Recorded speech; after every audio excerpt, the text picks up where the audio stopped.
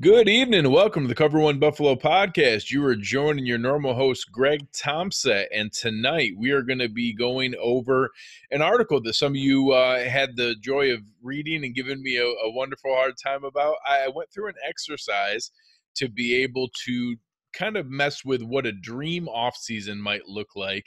And dream is a relative term. Maybe it's a 14-year-old playing Madden, but when you're going to go through and do something that's passionate and over the top, I couldn't think of a person who is a better subject matter expert than passionate and over the top. My friend and host of the Rockpile report, Drew Gier. Drew, how we doing, man? Not too bad, not too bad. Yeah, over the top is kind of my brand. It's where we live. Yeah, you hit that one on the head. So for everybody listening, I'm sure the vast majority of you guys are familiar, but Drew is the host of the Rockpile Report, one of the best and longest standing Buffalo Bills podcast from the true perspective of a season ticket holder and someone living and breathing that experience every day and kind of talking through everything that goes through from the analysis side to the fan perspective side and everything there. So I've been a longtime fan of your work, Drew, and had the chance to meet you a couple times in person. It's always been a great experience. So appreciate you giving us a couple minutes here tonight. No, I appreciate you having me. It's funny, we've met a couple times, and I my favorite story is how you looked at my wife after meeting me for the first time, and you just looked at her and you're like, it's not a character. It's not a bit. He is this maniac that he sounds like on his show. I had convinced myself that it was a shtick. I had convinced myself that no one could just be like that all the time. And I want to tell everyone out there who listens, who tells themselves that when you listen to the podcast, he's real. He's like that all the time. It's real. So no, you're a great time, man. It was an awesome chance to meet you. And like I said, I've enjoyed the show for a long time and love being able to go back and forth. And it's kind of funny. It's come up on a couple other shows recently about the idea of competitiveness in the podcast and content marketplace. And I think people would get a kick out of how many of us talk all the time, nearly every day. Like it's a just, lot of what you find is there's a lot of inclusiveness. There really is. Ultimately, I get it. Some people try to do this for profit. Some people just sure. like my producer and I, we do it for kicks. We haven't monetized our show despite how long we've been around, how much traction we've gotten, simply because for me, it's a lark. I get my kicks out of this. It's my therapy. You have Sunday, I sober up Sunday night. Monday, I blow off a little steam. I do some research. And by Tuesday, I'm finally ready to talk about the game without yelling, which still sometimes happens. But so with that, there's so many new content creators out there. And I think one of the things that you can lose sight of is that this isn't a competition. Yeah. Comedians talk about it. It's called famine mentality. And it was a big thing in the comedy scene for years where every comedian felt like they were against every other comedian for eyeballs or for market share. When in reality, when everybody gets along and there's inclusiveness, what you end up with is better products across the board. Yeah. No, I agree completely. And I think that the fact that we're so fortunate to have, Bills Mafia as a whole is such a voracious appetite for good content. And that, don't get me wrong, I realize that sometimes introducing additional voices and additional people, if they're successful, there is some point of saturation, I guess, but I don't think we're anywhere near that. And I think that the more that's there, you get ideas, you're pushed for improvement, and the people who actually, like you said, Karen, I think people would be underestimating how many of us have a real day job and then do this for fun, that, we care enough to do this. We're not doing this because it's making us rich or that you're making any money off of it. You're doing it because we're passionate about what we do and we want to be able to talk about it. And, getting that response from different people who, seem to be interested in what we say is what drives us. So as long as people are willing to put in that work and be informed on what's going on and put out a quality product, I think that it's great for everyone to be able to do that. And I love being able to do things like this, to have people that I respect to come in and now give me a hard time about something I put together, because I'm interested in what you say. Oh, well, then I hope you're ready. I hope you're ready. All right. So first, I'm going to lay out a couple different things for anyone who didn't have a chance. I'll have it in the show notes here. But I had some fun going through what initially started out as all the insane things that get tweeted at me of, man, we should go out and do this and we should get that. And I'm like, all right, you want to know what? I'm not only going to figure out how to do it, I'm going to figure out how to do all of it in the same offseason. So I did set out some ground rules here. Obviously, I'm not having Chase Young fall to pick 22 or Jerry Jeudy as a third-round pick. We're not signing Chris Jones for $2 million. I tried to keep everything in the realm of possibility. I got a little, fast and loose with some of the things here and there, but overall, they're all within the realm of possibility individually. And that, all together at once is obscene. A couple of the rules I used, I assume that the new CBA was agreed to. So some of the things with extensions for our core pillar players would throw all of this out the window anyways. I'm hoping that's not the case, but we'll find that out. For anybody listening now, that sounds like it's going to be all the votes are due back from the players next Thursday night, the 12th. So by Friday, we should find out the vote. If it were to pass, all of those things would be into effect for the new league year with the legal tampering period starting on the 16th. So I'm going forward with the policy of that. I certainly played a little fast and loose with the cult locker room culture and veteran in every room thing with some of the releases. We'll start with that piece. I spent every single dollar, which Brandon Beane's rightfully not going to do. I use the Spot Track free agent market value, which I think are a little low on some of the players and a little advantageous in the pricing. I did play by the rules that for any draft pick that I used, I saw it in a Draft Network mock draft machine posting. So there were some pretty lucky ones that fell into there. And obviously, I had this written up beforehand, and I literally had it submitted and edited before A.J. Dillon and Chase Claypool did what they did at the combine. And I was like, no, screw it. I'm not changing it. I'm not taking it back now. The one other thing a couple people asked about, I had this fully done and written on Saturday. And on Sunday, ready to be posted Monday morning. On Sunday, the Bengals announced that they were franchise tagging AJ Green. I had us signing AJ Green as one of my moves in there, and I'm like, all right, people are going to rip that apart if I leave it. So I had to go back and rework like half of this to be able to make it work. So I'll identify a move or two that were kind of a last minute inclusion. So we'll start out, obviously, the salary cap's where it is. I think some of the obvious ones are obviously going to exercise the exclusive rights deals on Levi Wallace, Robert Foster, Jason Kroom. Those guys are going to get invited to camp, and obviously Levi's going to make the team, and the other guys will be able to fight for it. I'm a little curious what they do with Isaiah McKenzie, but I'm assuming they do an original round tender. It's a little expensive, but it doesn't guarantee until later, but we'll get to that. So the first thing I did was maximizing salary cap space. I don't think any of them individually are out of the question, but obviously some locker room leaders where I released, Lee Smith and Patrick DeMarco and Andre Roberts coming off a Pro Bowl. I ended up cutting 7 players that netted an additional $27 million in salary cap. What were your thoughts on going that extreme? Okay. First and foremost, you did a really good job covering all your bases. I want to applaud you for covering all of your bases when you wrote the introduction to your article.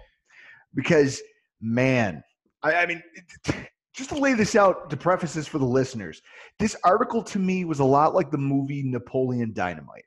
It was. In the sense that the first time that I read it, I not only didn't understand it, I didn't understand how it was conceived, but by the end, I was just angry. I was just angry by the time I got to the end of it. That's awesome. But then in the same way Napoleon Dynamite exists, you go back and you revisit it a time or two, and you find that it's not as bad, and it actually becomes enjoyable once you start to get it. I like it. It's my wheelhouse. So when I take a look at what you did with the releases and the cuts, first of all, I don't know if there's a fan base or a front office that will be okay with just meat grinding all of the character guys and these glue guys that seem they exist, especially in a Sean McDermott world, to hold this roster together. When things go sideways, whether it's in a game or whether it's during a 2 or 3 game slide, those are the guys that he leans on to keep this locker room from imploding. And the fact that you got rid of them all, I think he'd have a heart attack if he was your head coach. I genuinely believe that. Not only that, but you got to think of the interpersonal relationships. I mean, Reed Ferguson, his wedding is in June. I'm pretty sure Corey Bojorquez is one of the guys standing up in his wedding. If you get rid of him, I don't know what his mindset's going to be like showing up for work every day. It's a Like, little I awkward. think It's a little awkward. it's going to be awkward. So I don't know that that's going to be popular, especially with a lot of the specialists. I mean, how did you decide that they were expendable? Was it just cap considerations, or was it? So I obviously from an exercise standpoint, to be honest, if anyone was going to nitpick any of the moves that I made here, I actually think people went after, we'll get to the trades and some of the silly stuff later. Um, People went after that. No one commented on the releases. And if anyone were to put, a gun to my head, this is the least realistic part of any of the moves that I went through, in that I was purely maximizing cap space, and I went through and looked at anyone who was a genuine material net savings. Like that, hey, if I release them, could I replace them either with an upgrade or reallocate that somewhere else with a rookie and simply utilize that money to pile it up? Whereas, I don't see, I would say and for anyone who obviously hasn't seen the piece, it's Trent Murphy, Tyler Kroft, Spencer Long, Lee Smith, Patrick DeMarco, Andre Roberts, TJ Yeldon. I don't know that any individual out of that list is an absolute lock for the roster, or that 100% of all of them are going to, but I'd bet an obscene amount of money that 5 or 6 out of those 7 are going to make the roster, and maybe 1 or 2 get released. Well, I'll say this. So you're talking about releasing Trent Murphy. He's a guy who, I mean, to me, that's the most likely thing. This isn't even fantasy. This is probably very likely to happen. He gets a bad rap from fans, but he wasn't the least productive player on our team last year when you look at raw numbers. But when you see how streaky he was, you want more consistency out of the position, especially for what he's making. I mean, you look at, he's one of the more expensive players on the roster. That's how I described it with a guy that we went back and forth with when this came out. Was some people get mad about guys who deserve to be cut and out of the league. Trent Murphy would be unemployed for like a week. He would get picked up for sure. Someone would get him. The part that we get frustrated with is he's probably a $4 or $5 million player that we're paying $9 million. Exactly. And that people have trouble getting over that, in that, we'd feel better about it, but it's not that he's not worth being on a roster. Well, in that same vein, Spencer Long makes a lot of sense. Spencer Long is an absolute luxury. Yes. I mean, $4 million backup is a bonus. That's what I'm saying. A guy who played 16 and a half snaps last year on offense, of the percentage of all the snaps, and he's just there soaking up $4 million worth of cap space. That's an easy one. The point of contention, if I'm going to freak out about any of this, it's the tight ends. And I have the same conversation with my producer. Chris is a guy who doesn't really understand the X's and O's of football.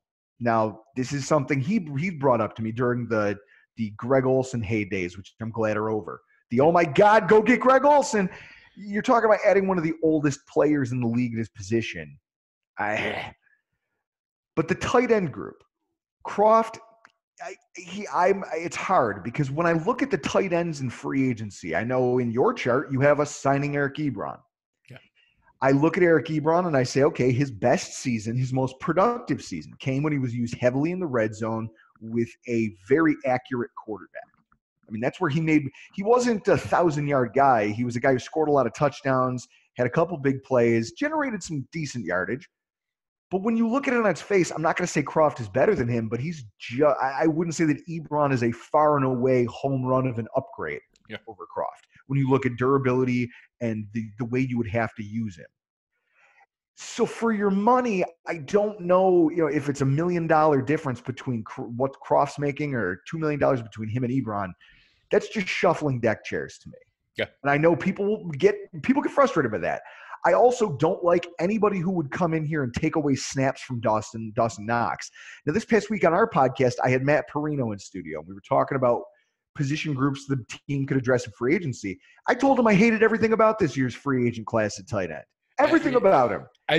So the comment I made earlier, Ebron was my last minute plug-in when I lost AJ Green because I didn't really have anyone. I debated on trying to swing a third trade for David Njoku from Cleveland, but I already had 2 outlandish trades in there, so I'm like, if I go crazy with that, I'm going to really go overboard here. So that's where I struggled the most, was is there somebody worth it? And to be honest, not only the free agent class, I don't love the draft class either. It's okay. No. There's a couple okay names, but there's not anyone that excites me at tight end. And so I said that, and Matt Perino said, because I told him, I don't want anything cutting into Dawson Knox's development. I mean, he was a raw prospect when you brought him in. So what do you need when you're raw? You need reps. You can't just give up on the kid now. Yes, he struggled. He had his drop percentage was 20% last season. Yeah. He needs time. He needs reps. And to that, Matt said he would love to be in the stands with me when the Bills lose a game on the last drive of it because they're down by 4 and Dawson Knox drops the football. And it's like, why are you going to put that evil on me, man? Come on now. He's like, not wrong. He's not wrong, but yeah. Not even why would you do that to me? Why would you do that to the people 100 feet in any given direction from me? They didn't do anything to you. But so the tight end moves, that and the release of Lee Smith, I think the thing, you want to talk about not understanding X's and O's, my producer firmly believes, until I've taken him to school on it, that tight ends are tight ends are tight ends. Yeah. And I tried to explain to him that the thing that frustrates, I mean, I get it. People don't like Lee Smith between his untimely penalties. Yeah, the penalties were legit, but they actually went away in the second half of the season. They did. And the other thing I didn't like about him was that he seemed to be firmly tied to the hip with Frank Gore in terms of usage. Whenever Frank Gore was on the field, Lee Smith was on the field. And odds are it was a run to Lee Smith's side. And it just became this annoying tipping of the hand that good defensive coordinators are going to pick up on over the course of the year. And I think that played a role in some of the decline that you saw in Frank Gore's numbers, because we never really deviated from it even on into the playoff game, where finally they just stopped using the two of them in conjunction.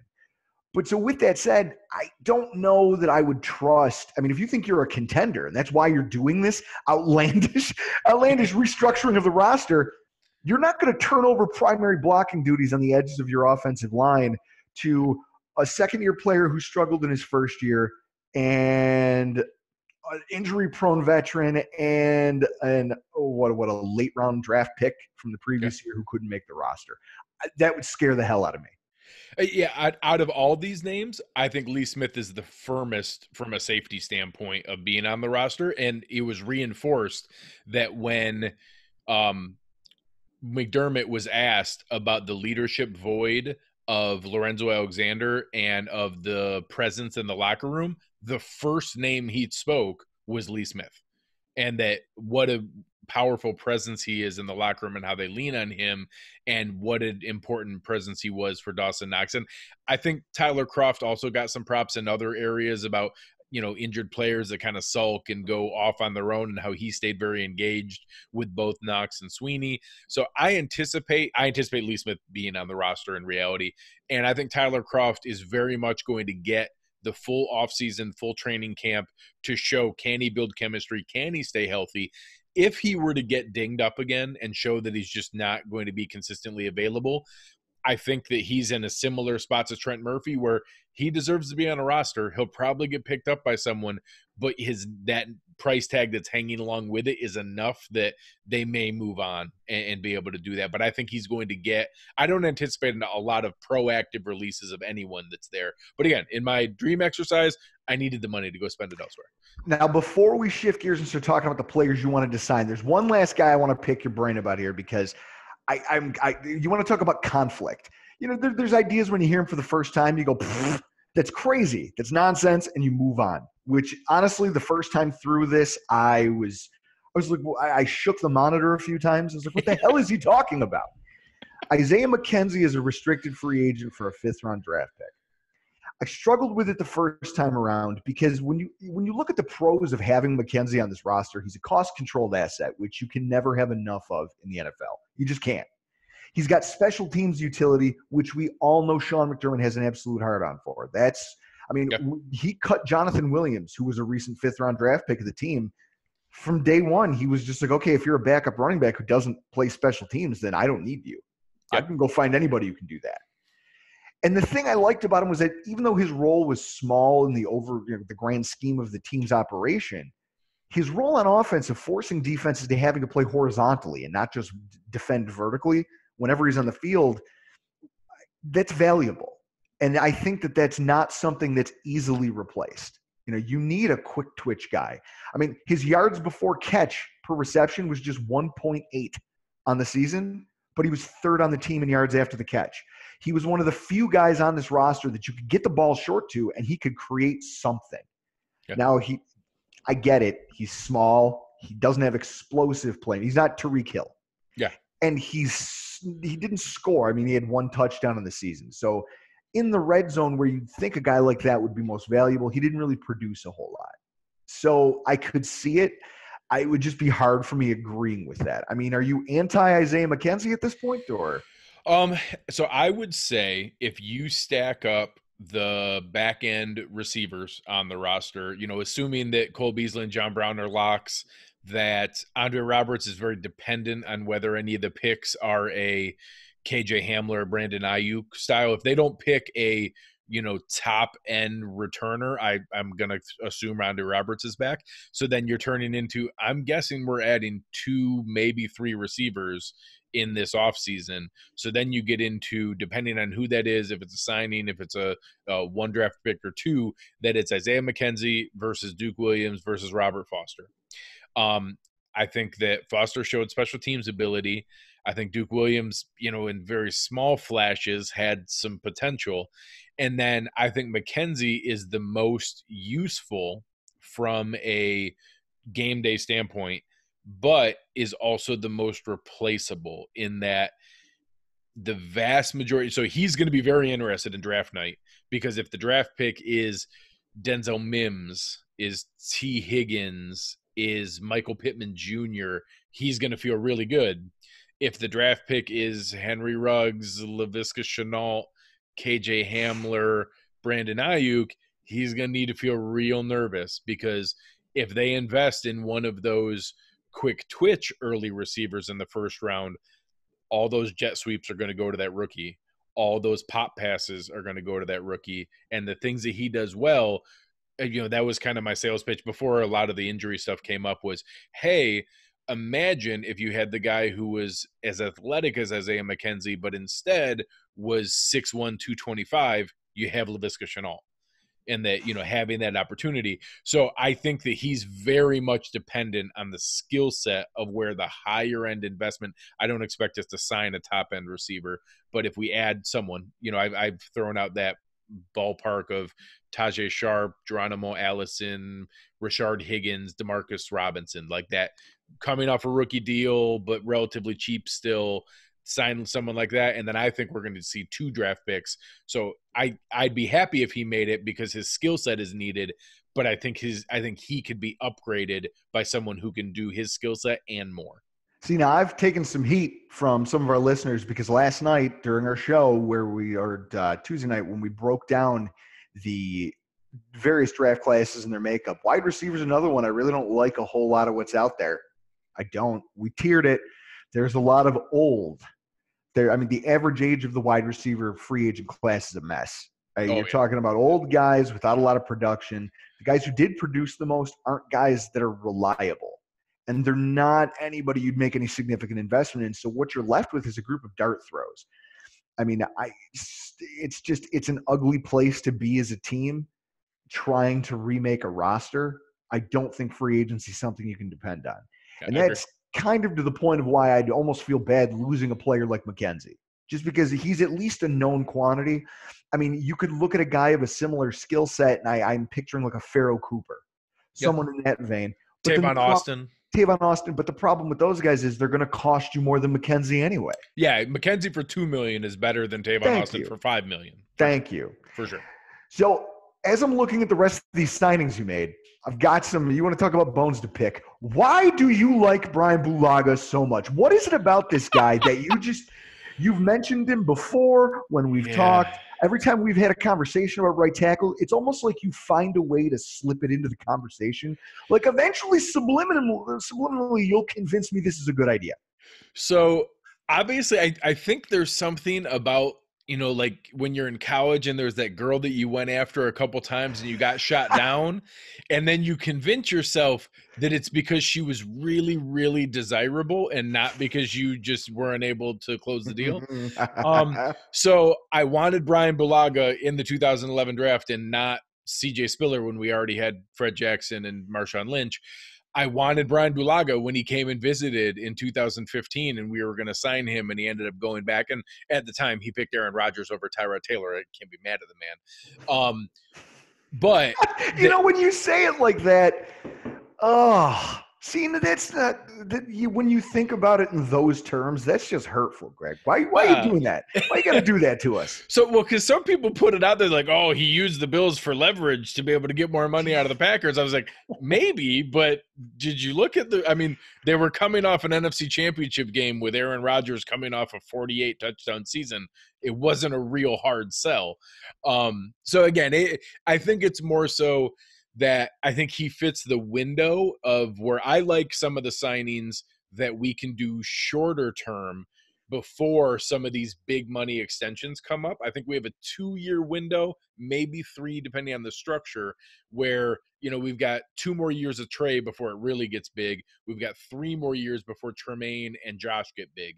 And that some of these picks, you could pair Brian Bulaga with a Ezra Cleveland out of Boise State and be like, hey, you go watch him for a while. Bulaga's first 2 years of the deal go through, and then we get to choose whether the 3rd year happens or not, and he can come along. And I also get a little bit nervous about some people really like the draft class. And if we have a chance of one of the top 4 tackles, you get a Tristan Wirfs, you get a Jedrick Wills, that's exciting. But I'm assuming those guys aren't going to be there, and that I don't want to roll the dice that we have the deepest roster in 25 years and everything that's coming together before these extensions happen, and we're going to just roll the dice that a rookie at right tackle is going to make it work. I like the idea that I've always thought Cody Ford should be a guard and could be an all-pro level guard, and that we plug and play a guy who's ready game 1 on the right side and then work on the development afterwards. So he's, I don't want to go spend what it's going to take for Jack Conklin.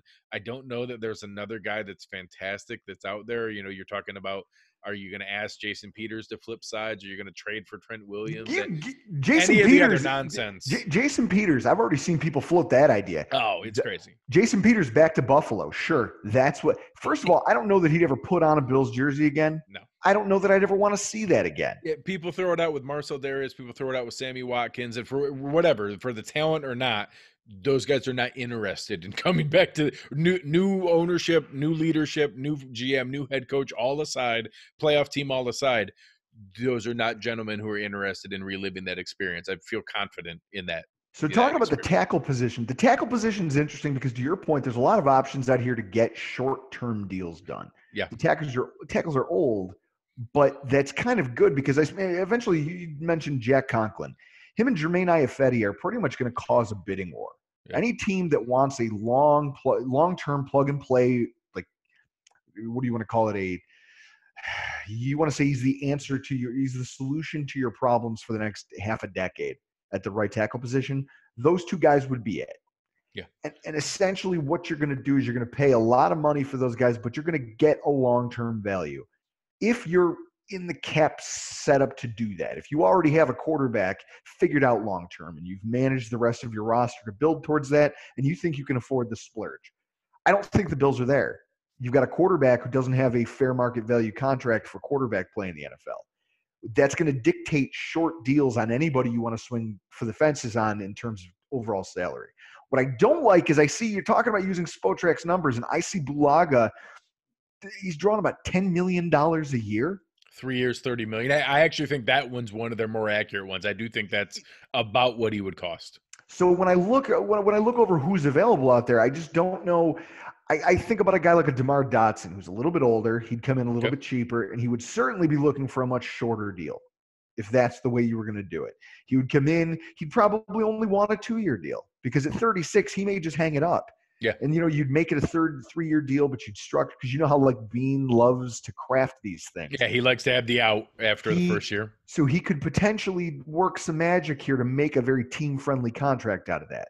And then you've got some guys who, like Ty Nsekhe. He was a guy that we pegged as a fit for Buffalo. I was excited when we signed him, more so because then I can pat myself in the back and pretend that I still know things over here. But it was a great call. It was a great call because I'm cheap. You know what I mean? I'm cheap, and that's how I look at my free agents, and I say, okay, what can I get? And so you're talking about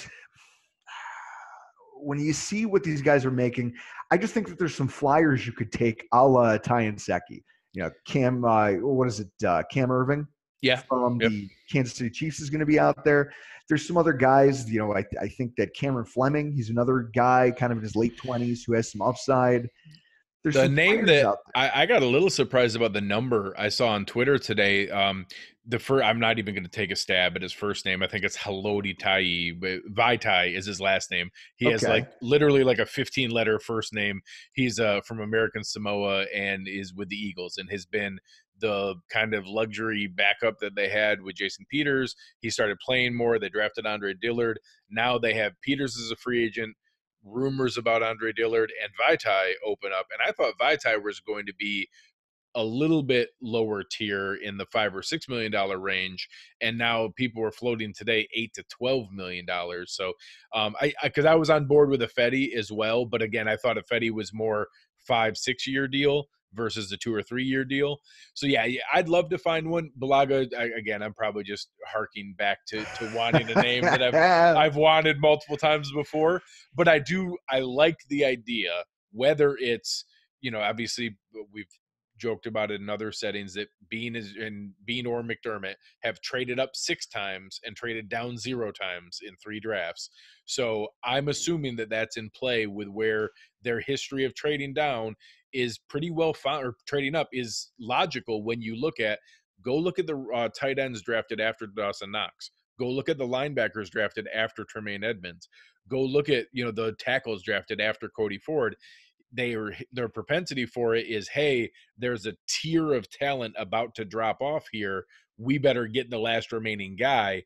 Well, all of a sudden you're in a draft where there's a firm top 3 receivers and a firm top 4 tackles. And that if one of those 7 guys start to slip to 16, 17, 18, 19, I could see Bean jump up to get one of those guys. And if they were to get Andrew Thomas, Jedrick Wills, Tristan Wirfs, I think that's there. The trouble is they're not going to know that in March when this happens. Absolutely. No. So it's I think Nsekhe is a huge part of that, in that, does he give them the flexibility that, say they don't get the free agent tackle they want, Ford and Nsekhe again is doable with the backup plan that, hey, if one of these top 4 tackles falls in our laps, we get to switch him over anyways.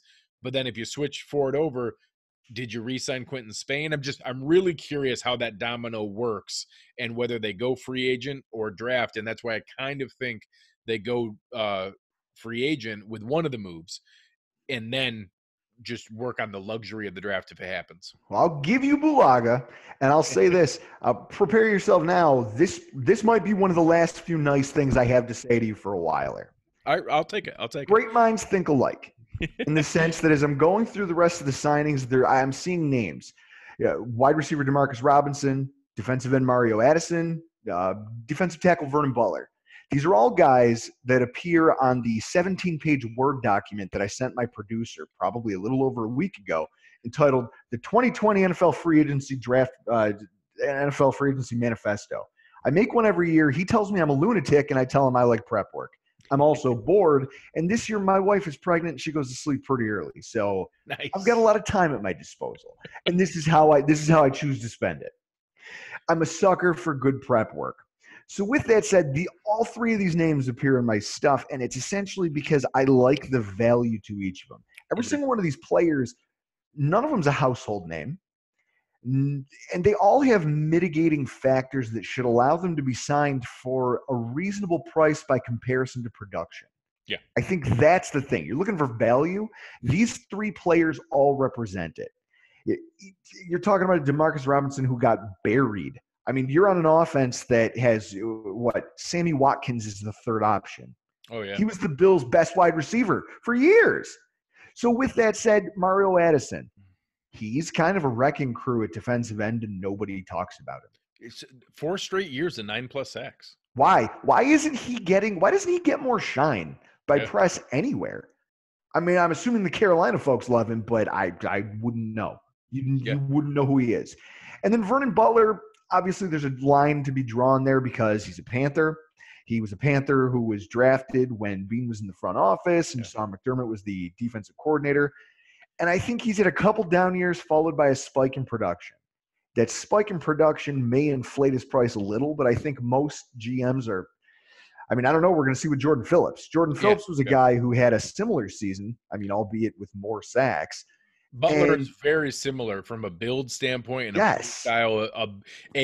A big defensive tackle who looks like a one tech, but is actually a three tech. yes. And so when you look at the way he plays, if he comes in, for my money, if I'm looking at a Jordan Phillips who probably pushes, I mean, I'll be interested to see what he gets.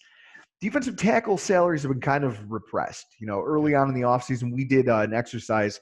Every season, I track the fluctuation in average league spend at different positions of interest.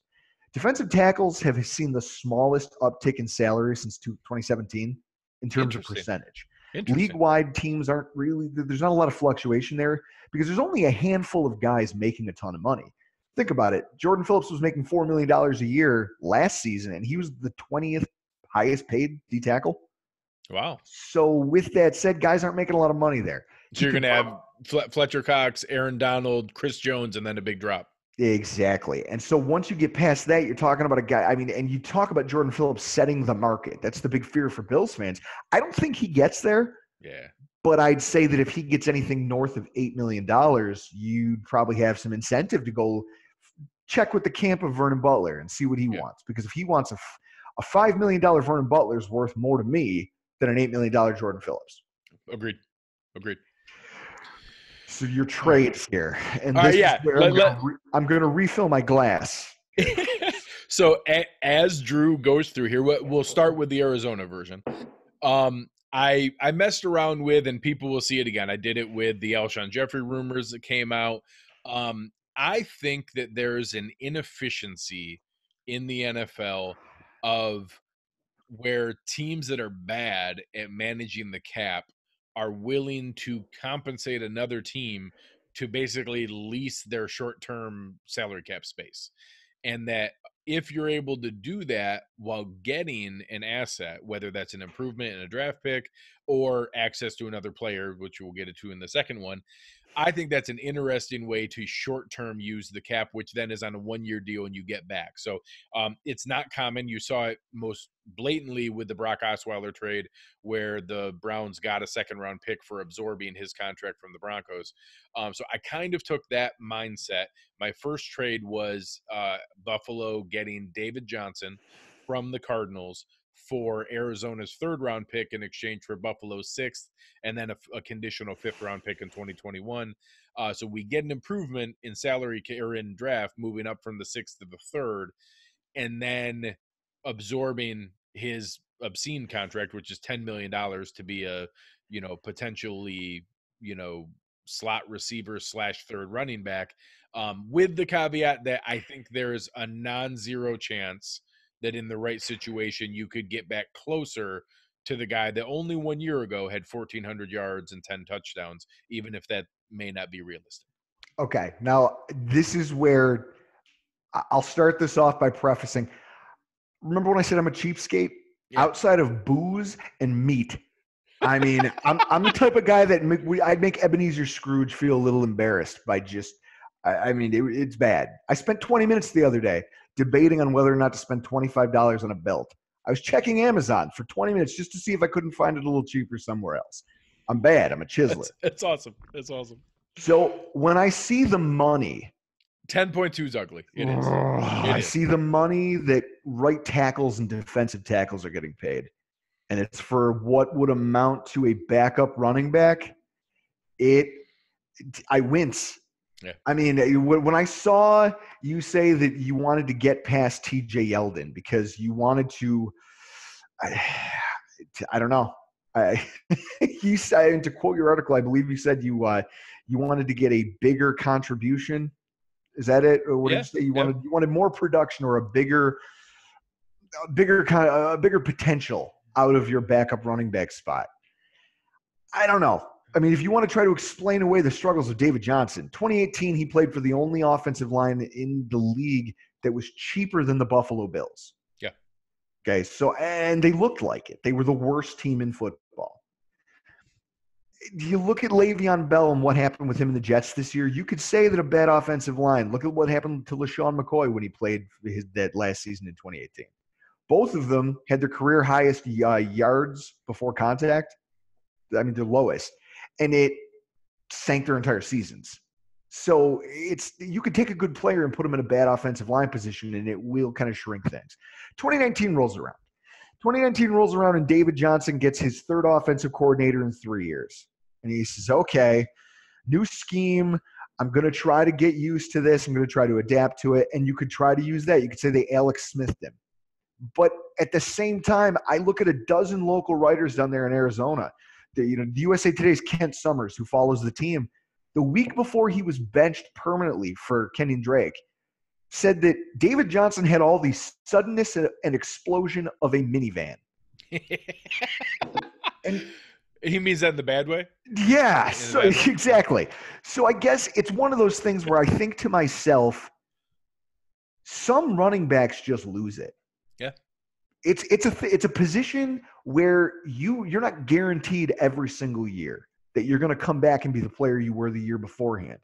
Sean Alexander, for some of you out there who are a little bit older, he won the rushing title for the NFL. I think he set the record for single season touchdowns. He did.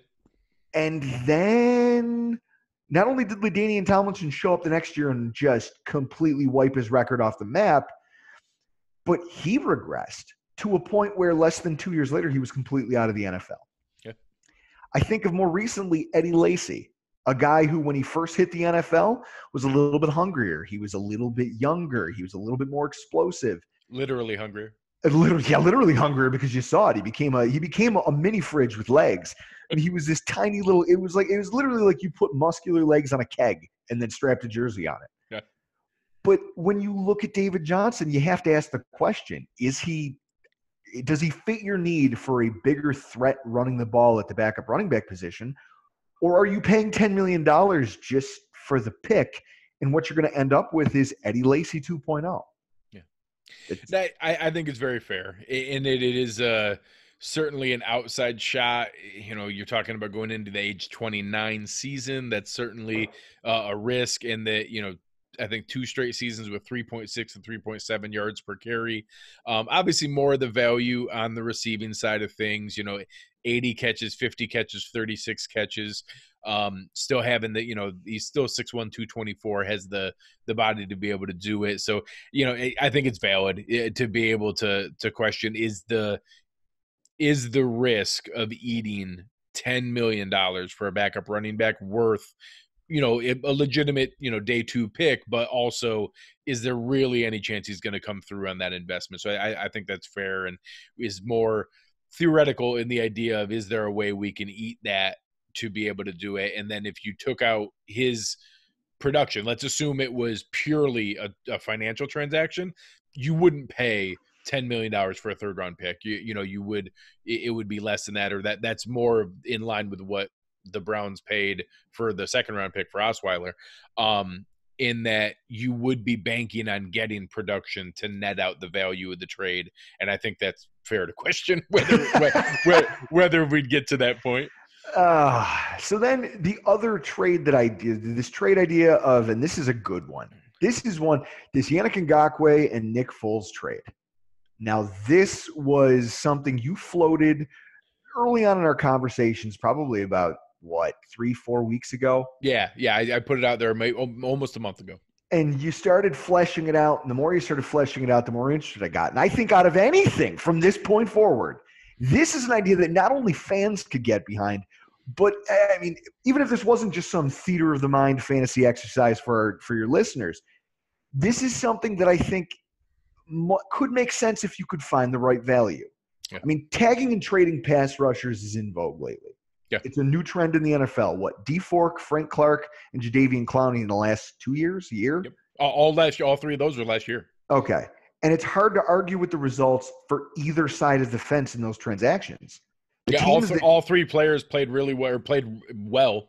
Played for playoff teams. 2 of them played in the Super Bowl. Yep. And at the same time, the teams that got the draft capital in return needed it and seemed to have used it smartly. So it's one of those things where no one, when you look at those trades on their face, I mean, the Clowney thing is still up in the air, given that if they don't retain him, that becomes a little bit dicier in terms of you rented a guy for a first round pick. That would be rough. But on its face, it worked for everybody. So everybody here in Buffalo seems to like this idea of Ngakoue being on the Bills roster. And I like the idea. You know, one of the things that whenever you're talking about the offseason, you draft players because that's how you build successful teams. Brandon Beane seems to have a handle on that. When you go into free agency, I don't think it's so much about trying to get the biggest and the best name. It's about establishing a specific floor of production. You want to know what you can reasonably expect so that you're not surprised on Sundays when you don't have something. With Ngakoue, he gives you the best floor in terms of his pass rush. He's proven. He's done it year over year. He's been durable. He seems like, and you can move him around the defensive line. You can do different things with him in specialty packages. He's just a great piece. And then you look at bringing in Nick Foles. Now, I don't know what that big Nick energy would do for Josh Allen. I feel like there's a non-zero chance for anyone who wanted to pick at something. I don't even know if it's Josh Allen directly as much as it is the guys in your section in the third game of the season, in the third quarter, when he throws his second interception, is everyone freaking chanting for Nick Foles. That's the only thing that gave me a point, because I actually think, I think Foles has, teetered on retirement. I think he's not sure what he wants to do with his future. I think that he's very devoutly and openly a man of faith. I think that he's curious about what he wants to do. I think there's a lot of things he'd fit into the locker room. I think he's genuinely better than Matt Barkley, if God forbid Josh Allen actually got hurt with the roster we're putting together. I think that Nick Foles is the kind of guy that, hey, the season might not be completely lost. I do have the slightest tinge of, if Josh doesn't take a step forward, starts a little bit slow, does he give enough of that, hey, the most popular guy in town is always the backup quarterback? Is that too much to be able to add there? But I think that there's an underlying or an underrated need that if we put this roster together, an improved backup quarterback is worthwhile. Well, in this exercise, you're swinging for the fences anyway, so there is no tomorrow for you. Yeah, that's a good point. There's no I'm spending tomorrow. every dollar. Yeah, we're celebrating in the parade and then crying because we can't afford any of these people the next year. It doesn't matter. I mean, at this point, so if that's what you're looking for, you would like a backup quarterback of that caliber. You'd want it, because in a pinch, you need a guy. You need a guy, and you need a guy who you've seen go out there and do some stuff. Literally come in as a backup and win the Super Bowl. Even just to give the rest of the roster faith. So I understand that, and it works for me. Now, what I'm about to say might be the nerdiest thing that's ever come out of my mouth, and I got to kind of prepare myself for this. I just don't think that the mechanics of the trade you laid out, I don't think it's ever going to get it done. And here's why. You're talking about offering the 5th round pick we're getting back in exchange for losing Isaiah McKenzie. What I'm looking at, that's pick number 140. So when you look back at last year's draft pick value chart, that pick was worth 35.5 value points. If you figure each of the high-end defensive prospects that were traded, that we just talked about, D. Ford and Frank Clark, those are the two we're using because we know they signed extensions. So we know what the value and the actual outcome of that was. You got Ford with his 2nd round pick. He was the lowest at 540 points. It was a 2nd round pick. And then the highest being Frank Clark, because it was an amalgamation of multiple picks that ended up totaling 898 total value points. The average becomes 719. Now you're talking about the 2nd round pick that the Browns got for absorbing Osweiler's deal. You reference it in your article. Yep. That was worth 550 value points. So if you do some quick math, that would mean that if absorbing his contract would be around equivalent value, and we throw in the bonus 35.5 points, you're still woefully shy of what the average cost of an elite pass rusher trade is in the NFL. It's painfully skewed towards the Bills, and that would mean that we would have to do something additional to sweeten the pot, I think, for any team to entertain something like that.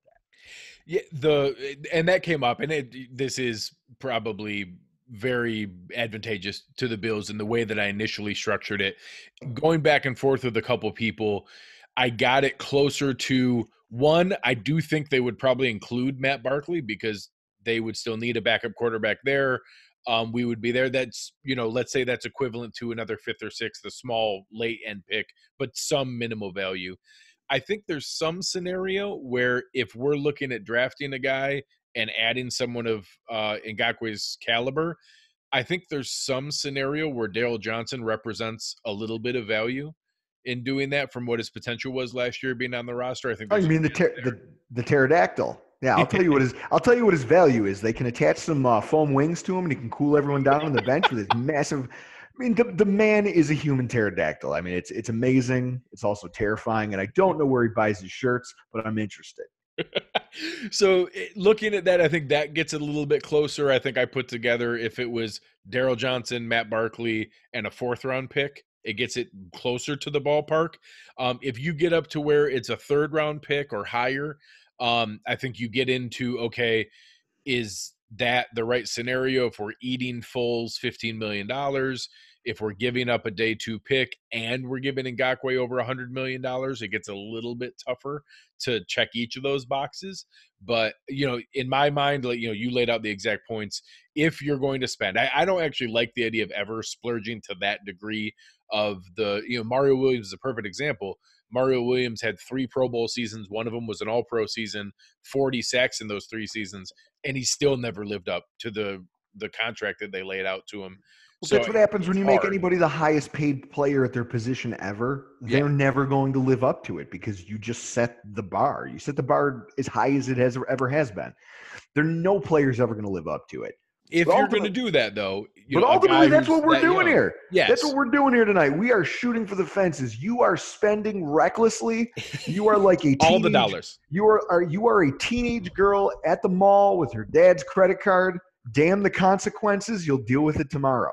That is exactly accurate. And I mean, this is one of those things where if this thing goes, I mean, it takes balls to put a plan like this together because in reality, if you were to do something like this, like Bill O'Brien, you look at what he's doing down there. It's not terribly different than what the Rams have done the last 2 years.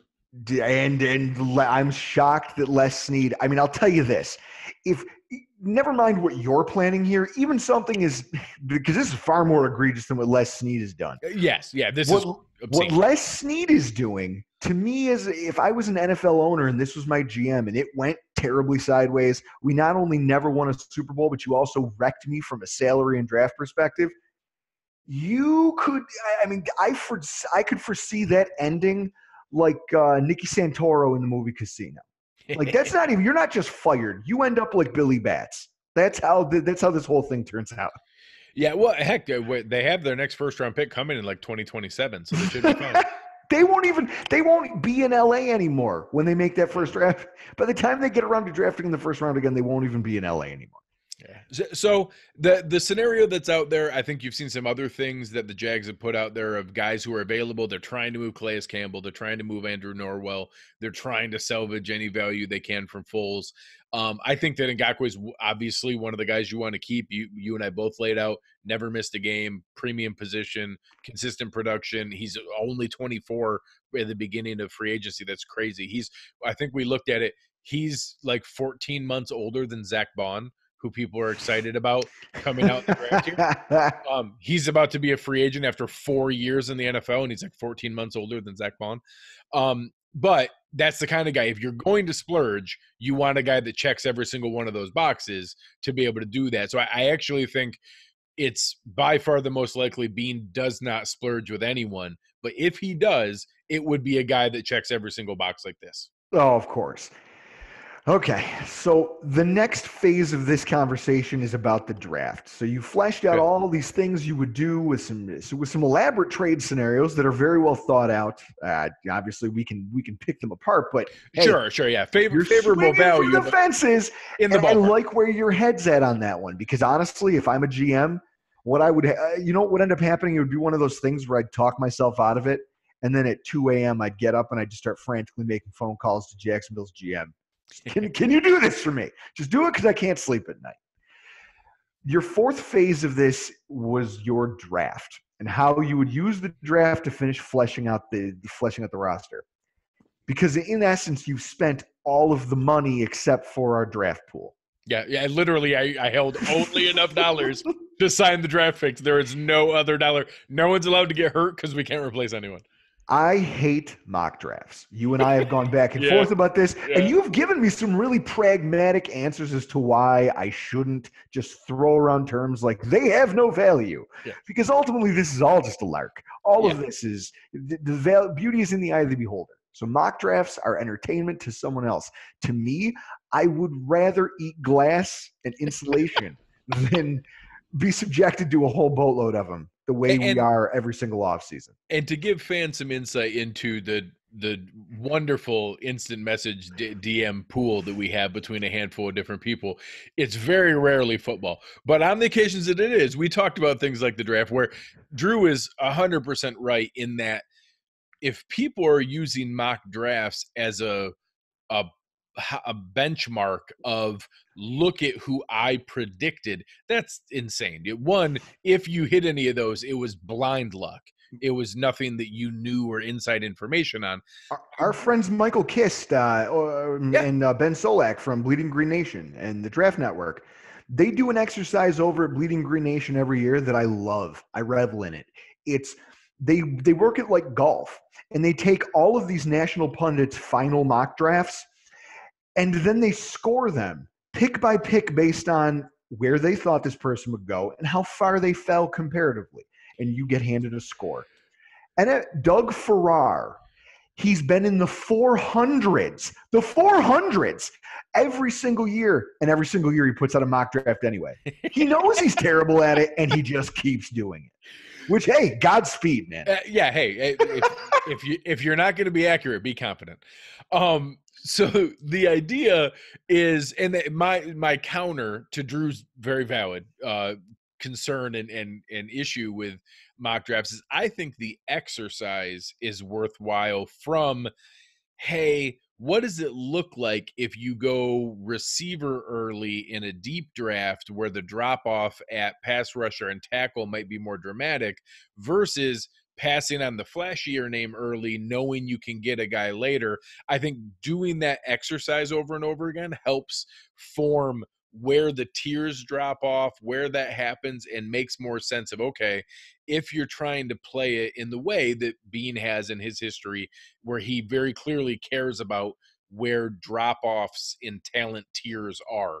I think there's value in looking at, okay, now that I've done this 10 times, I get the idea that if you don't take a tackle in the first 2 or 3 rounds, you might as well not, because none of them are going to matter.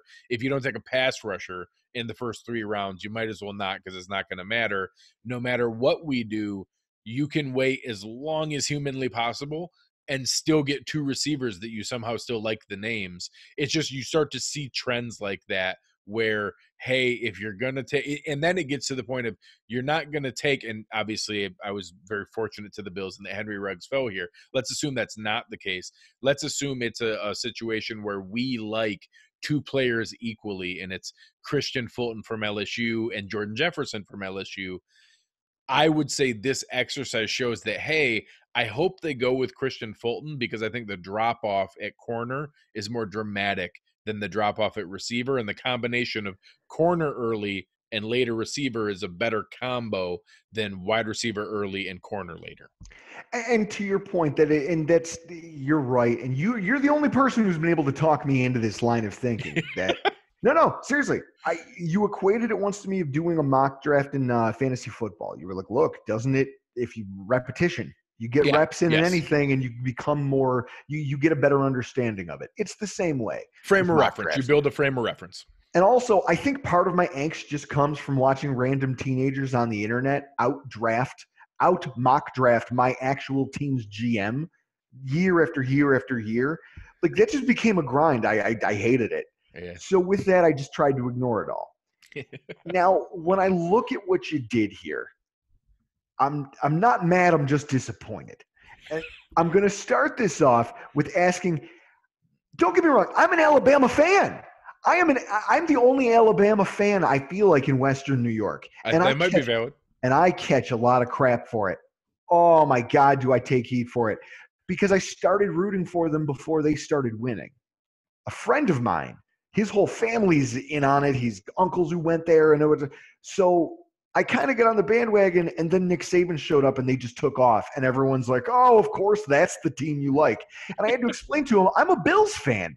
What are you talking? Yeah. Me a bandwagoner? There's no front running here. There is no front runner. I'm used to rooting for losers."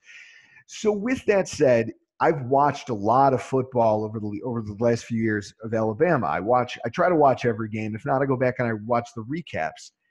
It's a tough thing for me to see Ruggs at 22. Not that he wouldn't fall there, but I don't know that I like him for what we're trying to accomplish with our wide receiver room.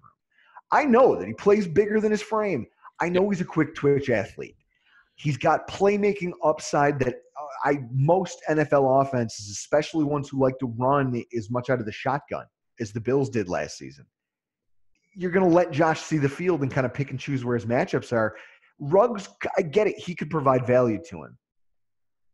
But if you mean to tell me that Ruggs is there and there's still a bigger, more physical wide receiver who could help out not only in the passing game, but the running game, because that's something you can't ignore.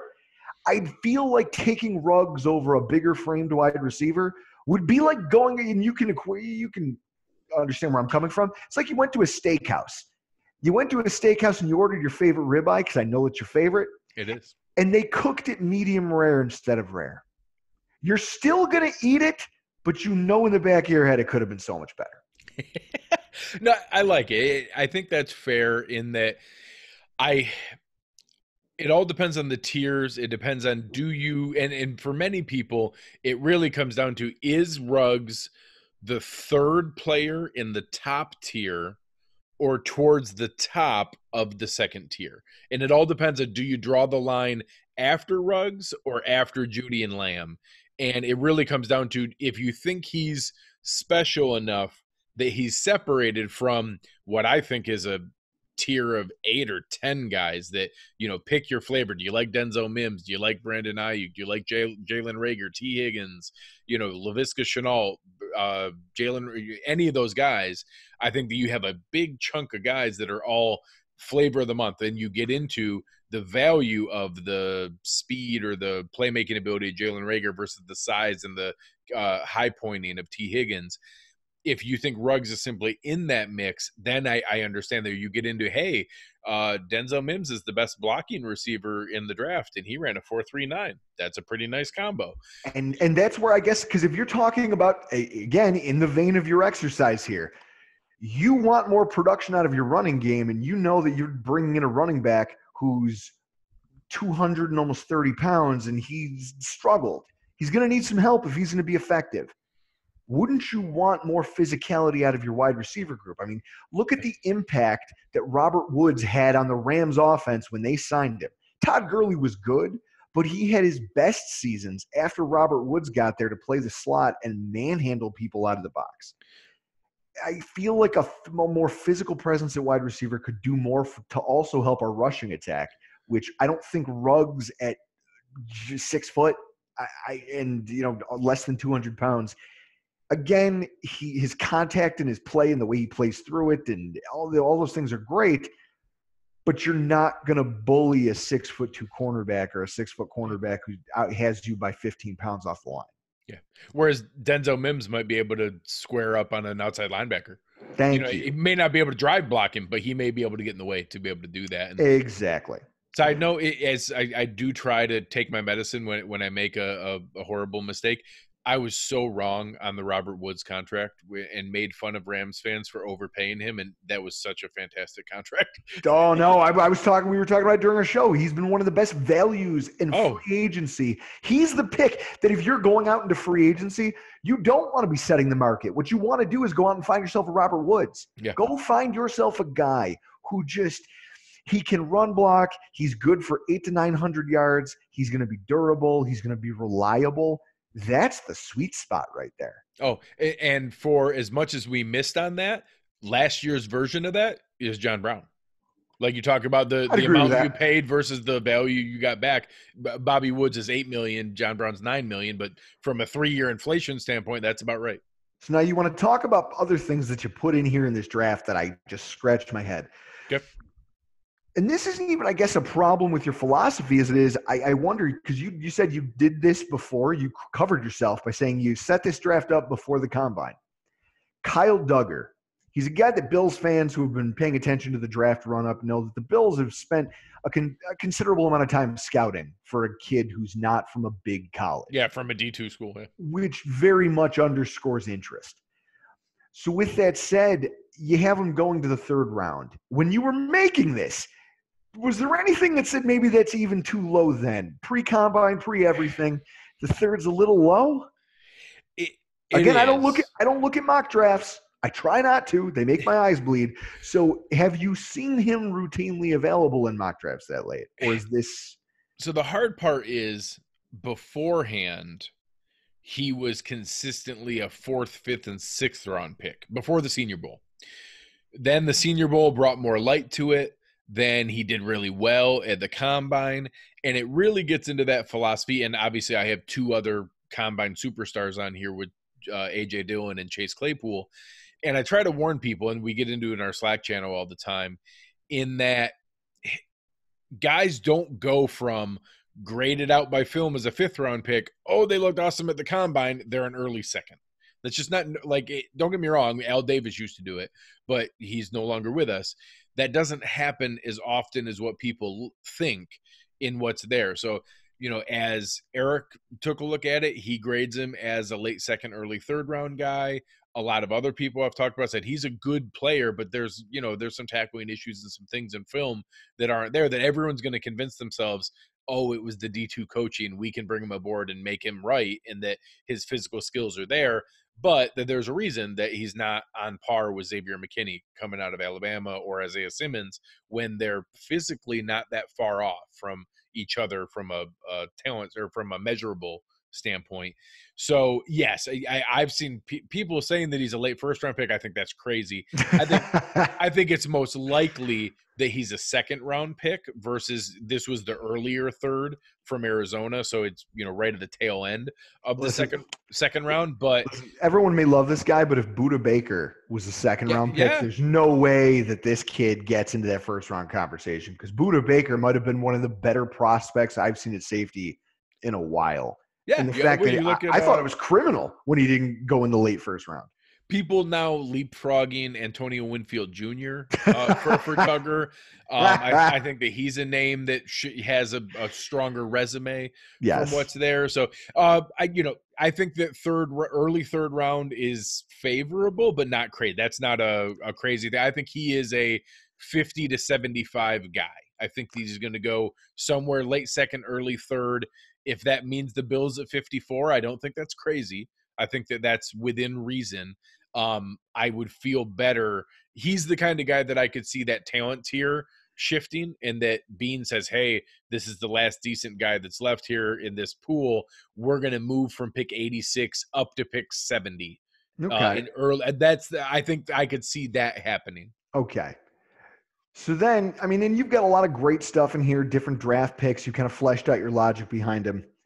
And as I get to the end of this, I find myself, now I've gone through all of your draft picks in this article, and we put it all together, and I find myself sitting here rubbing my temples, just going, holy running backs, Batman. What just happened? When you talked about getting rid of Yeldon, I was miffed, but I got over it. Okay. Then I read farther into it, and I see that you're going to acquire David Johnson just to add some draft capital. And I say, okay, I guess you're going to add what could be talent. Maybe we're going to go fishing here. Okay, we've got a decent room now. You've got a Christian Wade. You've got Sonoris Perry. Sonoris Perry. I think if you look at the roster, it says RB next to his name technically. I'm not going to lie to you. I would rather have Tyler Perry than Sonoris Perry at this point, because I think he brings more value. I think he's a locker room guy. I think he could bring a lot of levity to the team. I think he could do a lot more for us than Sonoris does. It's an interesting approach. So, but when I look at this, I say, okay, David Johnson, I can grit my teeth. We're going to throw some bodies at this for camp, and we're going to move on. And then I watch you proceed to Al Davis me and double down on mid-round running backs. Why? Why are you doing this? All right. So one, obviously they wouldn't actually select 2 in the fact that I cheated and put AJ Dillon at fullback because he weighs 247 pounds. I actually don't have any evidence that AJ Dillon is capable of playing NFL fullback, but at 247 pounds and he's in the backfield, I figured that could translate in this Madden scenario. So yeah, that one is probably a little flexible there. So out of all the things that are there, I do think that we add a running back. I don't think there's any scenario where we had 3. That's obviously obscene. I do think so I'm torn. I think there are depending on whether you think Dylan's real. I didn't really have Dylan on my radar. I knew of him. There are guys that I respect that were high on him as the season went. He doesn't really catch the ball. He's not very shifty, but he's big and fast and runs straight in a hard, aggressive manner. And then he kind of blew up at the combine from a size standpoint, and from a athletic comparison standpoint, his 2 closest comparisons were Ricky Williams and Nick Chubb. And I was like, oh, well, maybe I should pay more attention to this. So I don't know if I count him in this group, but there's a group of 6 running backs that I think have a chance to be on par or equal to Devin Singletary. I, like you, in reality, despite my exercise here, I hate paying running backs. I think it's the worst investment in football. I think you should draft the best available running back from the 3rd to 5th round every other year, forever and ever. Amen. Just keep doing it every other year. Cycle them through. If you accidentally hit on an Alvin Kamara, deal with that wonderful problem. But other than that, just keep cycling them through. So whichever guy out of, I don't expect DeAndre Swift, J.K. Dobbins, or Jonathan Taylor to actually fall to that point, but if one of them were to, and then you get into Clyde Edwards-Helaire and Cam Akers, maybe Zach Moss, those are guys that I think could be the 40% to Devin Singletary's 60% in a modern backfield where Singletary is still the primary guy, but you're not taking his 5'7", 200 pounds and turning him into Ezekiel Elliott's 30 touches a game. Well, I think no. that's where the modern backfield would be. And if one of them make it to the 3rd round, I think that's actually a sweet spot to snag one of those guys. Otherwise, anyone, I'd rather get a UDFA because any of the rest of the guys, I don't think there's any difference makers. I mean, I saw those running backs, just the sheer volume of them, and I was like, okay, what the hell are we doing here? Every NFL team needs 6 running backs. Exactly. Why not? Just running backs. In fact, we'll just have the all running back offense. Why not? It'll be great. We'll put them out as wide receivers. No one will ever know what we're doing. Yeah. AJ Dillon would make I was just talking about needing better blocking from the slot. Maybe that's AJ Dillon's role. But yeah, I think one of those guys could make sense. Maybe not 3 of them. So ultimately, we get to the end of this. Now, I want to pull this up and talk because we talk about the different picks you make and the shakeup that you've done in terms of the overall structure of the roster. I'm looking at it; it's up in front of me. Now, you've just sold out in this fantasy scenario. So let's take it offensive side of the ball first. Do you believe, looking at the bodies that you would be carrying at this point into the offseason, that is an offense that could go win a Super Bowl? So I've made this point a lot internally. I think that there is a genuine chance for Brandon Beane to build the deepest and most talented roster that Bills fans have seen in 25 years, because we have a pocket where you're bringing back almost everyone. You have a lot of guys on cheap rookie deals, and you're still able to add a whole nother draft class and another free agent group before any of the monster contracts come up. And all of that combined is 50% of our potential. And the other 50% is purely Josh Allen and whether he takes a material step forward to capitalize on what I think already was pretty darn good talent and now adds multiple other pieces to maximize where those guys are at. So in the process that I'm assuming we see that and that he does take that step forward, I genuinely think so. I think that you've now added dynamic playmakers in a couple different spots. You've added depth everywhere to be able to survive an injury or two. and that if we're going forward with the idea that even if Josh got hurt, we'd still have talent there, but that he's ready to take that step forward, maintain any of the progress he made in the intermediary, add accuracy on the deep ball, and that now you have weapons that can go get those deep balls. I do think that they could do that. And I think that with what we'll get to in the second part here, which I believe is a historically dominant defense of what I built, I think the offense only needs to be above average, and I think they can be above average. I mean, and I guess this is where when I look at it and I'm looking at holes, and I'm just looking at where I think weaknesses of this thing may be. I mean, you've addressed depth at a lot of different positions. I look at that offensive line and I say, I feel like somehow we'd be walking into this season. We just got done calling Spencer Long a luxury, but it felt good. It felt good Yeah. knowing that for the first time in a long time, Bills fans can remember. Yeah, I've been a season ticket holder for almost 10 years now. And I can recall years where you're sitting in the stands and somebody goes down with an injury and you see a player get helped off. And you see some guy come out on the field and you're like, wait a minute, I have to pull my phone out and Google who the hell this person is because I don't know. Yeah. I don't even know who that guy is because he's our third stringer because that was our backup. With this team, the strength last year was that our offensive line could figure out injuries. They could figure out, they shuffled some things around. They managed Cody Ford's ineffectiveness at times at right tackle. I mean, one of the biggest things that speaks to the need, I mean, we talked about it in this week's podcast, going and needs to upgrade on the offensive line or on the offense as a whole. You look at that right tackle spot, even in the penultimate game of their season, the finale, hey, this isn't the final, we don't think, but it could be if we don't go into Houston and win. You've seen an entire season of Cody Ford at right tackle. And yet in the game that matters most, you still gave him a 51 to 49% snap split with Tyenseki. You still didn't trust him to hold the job 100% of the time. That tells me more about what they think of him than anything else. Yeah. So with that, now you've turned our right tackle spot into Brian Bulaga, an older veteran who hopefully can stay healthy. Your depth is Adrian Waddell and Tyenseki, one of whom has a history of injuries and one of whom is coming off of one of his own. Yep. That makes me incredibly nervous.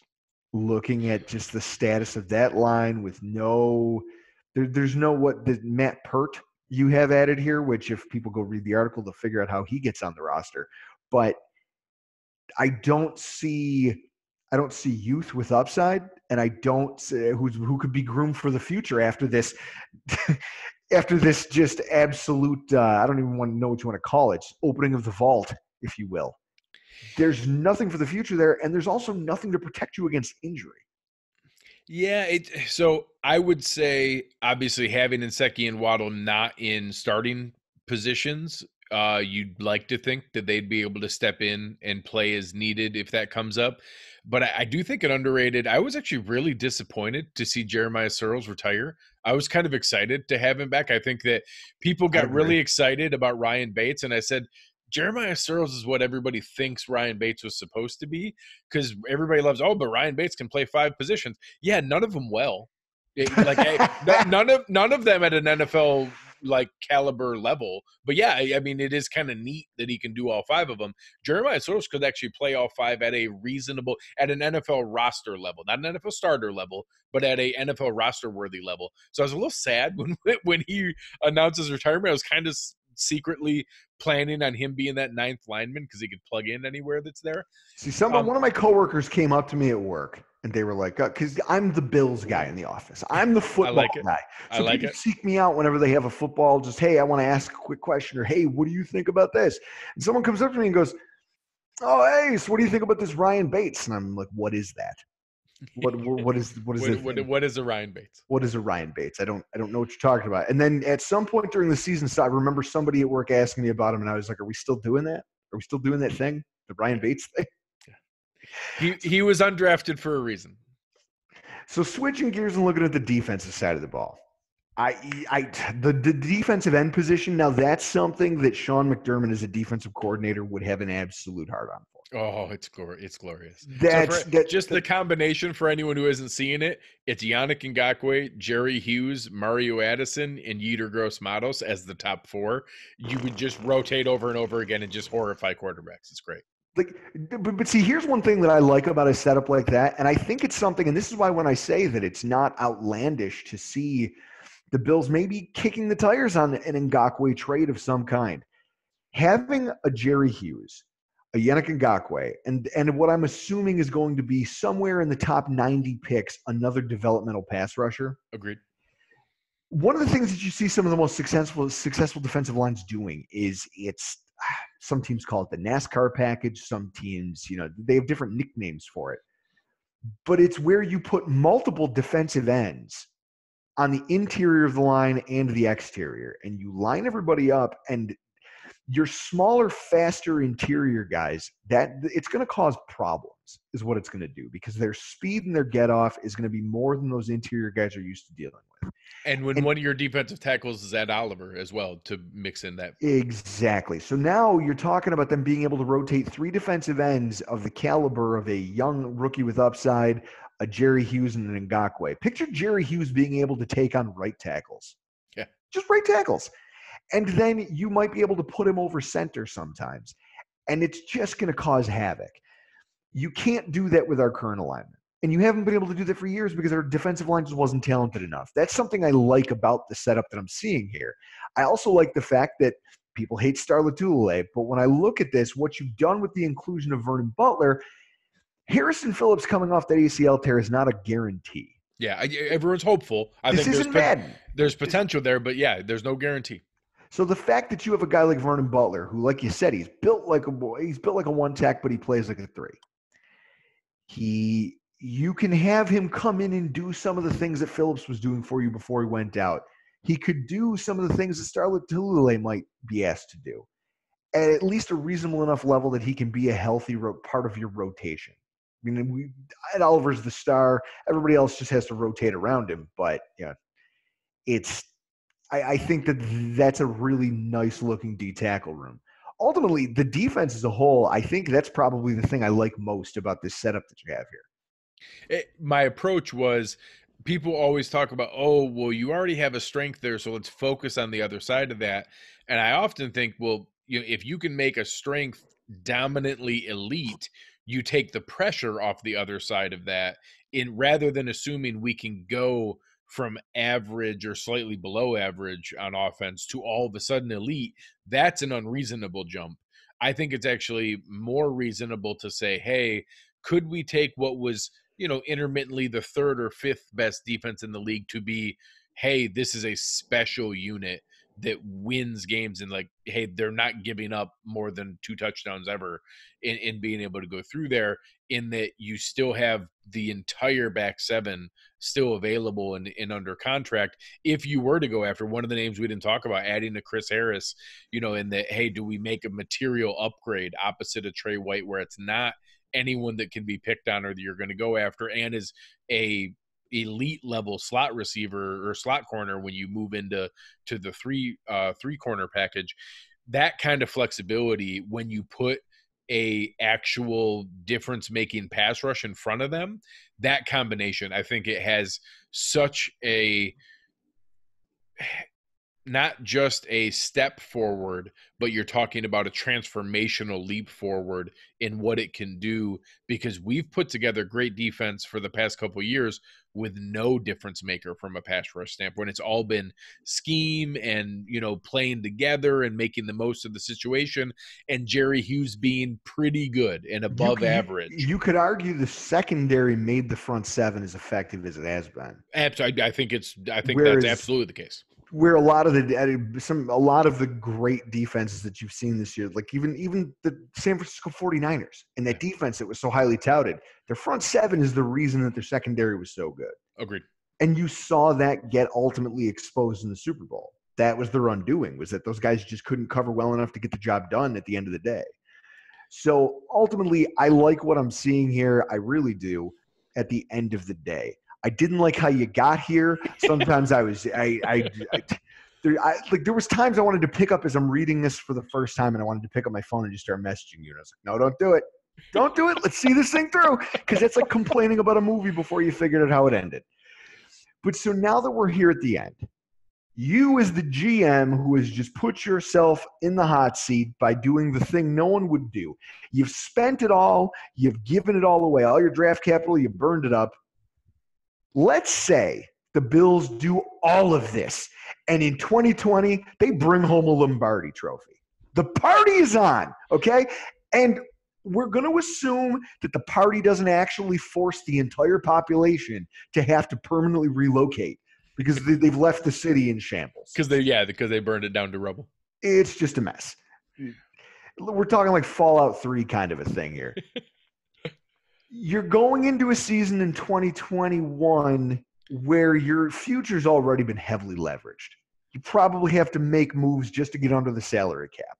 Major cuts have to take place. You're making decisions, and you're a team that would almost certainly regress as we got closer to having to pay Josh Allen fair market value to play quarterback.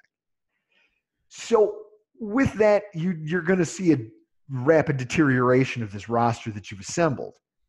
I already know how I would answer this question, but if the Bills won it all on the back of a plan like you've laid out here in your article, how long, how many years do you think it takes? How many years do you think Bills fans have in them after that Super Bowl win?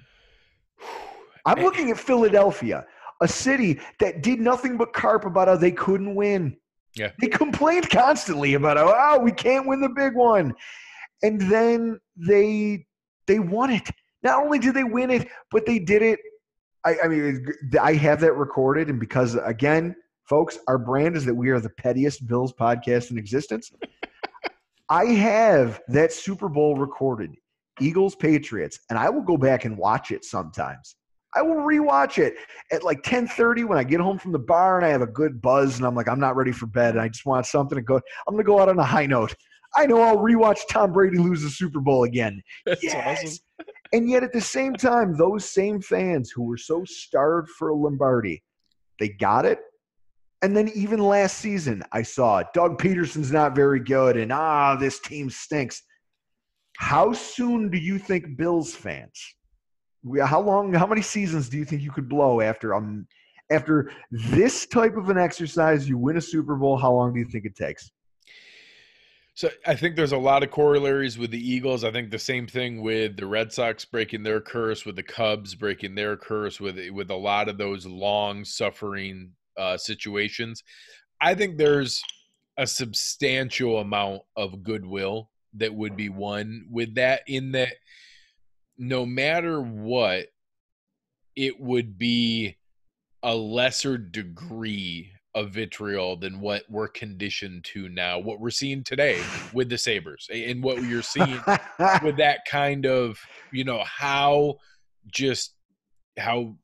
ravenous it gets in some of those nasty times and the ends of ugly Bill seasons. That one, I don't think it would fall off to that degree, but let's say it did. Let's say it really fell out, the wheels fell off. It was, hey, we had to make 3 or 4 ugly cuts, and then we had a nasty rash of injuries, and we went from Super Bowl to 5-11, and a painful 5-11. I think obviously you're going to have plenty of the "what have you done for me lately" crowd. You're going to have plenty of bandwagon fans who only jumped on because of the Super Bowl run and are now bad-mouthing things that they're just uninformed on.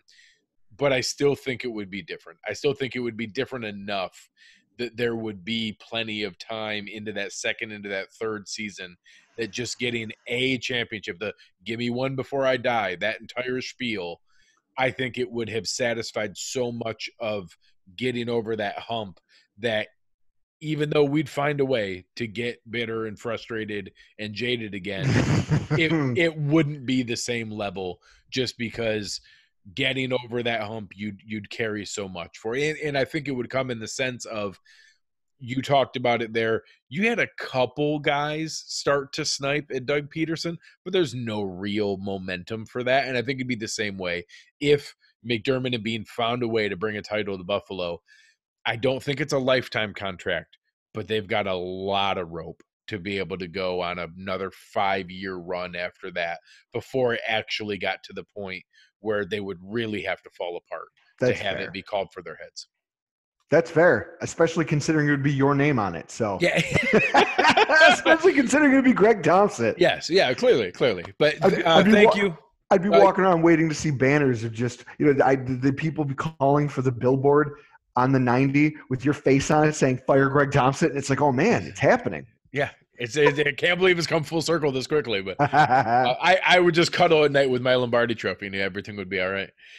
But thank you, Drew. This is exactly what I was hoping for. I wanted someone to take me to task for the outlandish things that I put together here.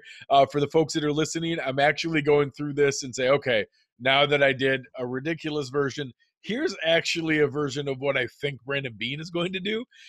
So that'll be coming up here in the next week with a lot more players re-signed, a lot more of the current roster retained, a little less fortunate draft in our lap, a lot less big picture stuff, and preparing ourselves that they're looking to roll over some cap money to prepare for what we need to be thankful for, the fact of they've drafted really, really well. We're hitting on a higher proportion than what most teams do, and that may not continue forever. We may not continue to hit at the rate that we're hitting at, but we have for 3 drafts in a row now, which means we have more than the average amount of extensions coming up for players we want to pay, because drafting well is great, but it only matters if you retain them.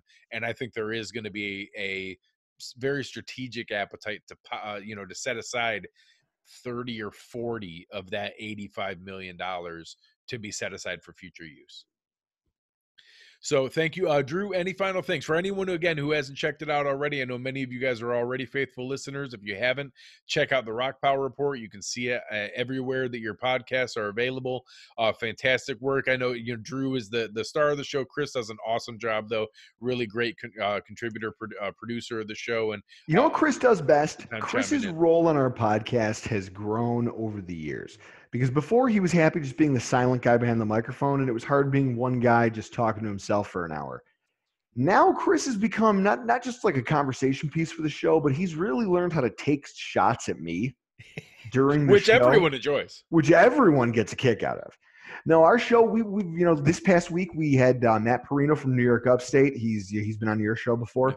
He came on and did the we break it down into 2 parts. We focus on offense this past week, breaking down the various free agent groups, the classes, the makeup of those classes, what makes sense for the Bills.